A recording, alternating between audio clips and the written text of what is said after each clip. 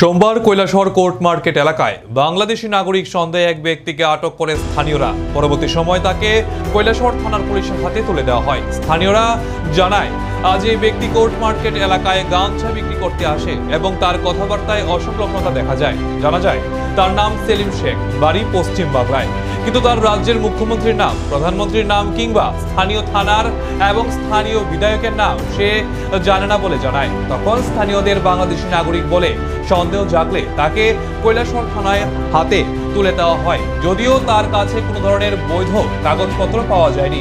এই বিষয়ে তদন্ত শুরু করেছে কৈলাসহর থানার পুলিশ। আজকে এখানে একটা কি আটক করেছিলেন? এটা কি ইন্ডিয়ান নাকি?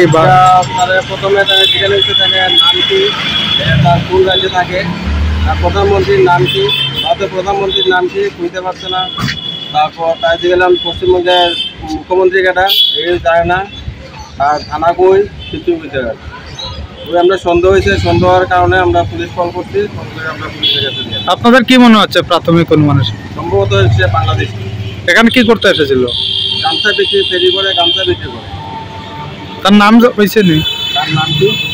তার নাম তো তিনবারে তিনটা নাম, তিনবারে সঠিক নাম কোনটা তো। ওর সাথে কি কোনো বৈধ কাগজপত্র কিছু আছে? তার সঙ্গে একটা আধার কার্ড ছিল, এই আধার কার্ডটা সম্ভবত ডুপ্লিকেটই হবে বা জেরক্স, ওটা বোঝা যাচ্ছে না। যেটা তার আবার বিষয়, যেটা যে রাজ্যে সে বসবাস করে সেই রাজ্যের মুখ্যমন্ত্রীর নাম জানে না, যে দেশে সে বসবাস করে সেই দেশের প্রধানমন্ত্রীর নাম জানে না, যেই দেশে সে বসবাস করে সেই দেশের রাষ্ট্রপতির নাম সে জানে না, তো সে কীভাবে ভারতীয় নাগরিক হলো?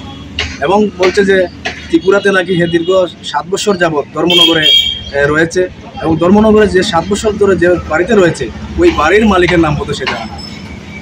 তাহলে সে তো বাংলাদেশি, এরা আর বুঝতে অসুবিধা পায় না।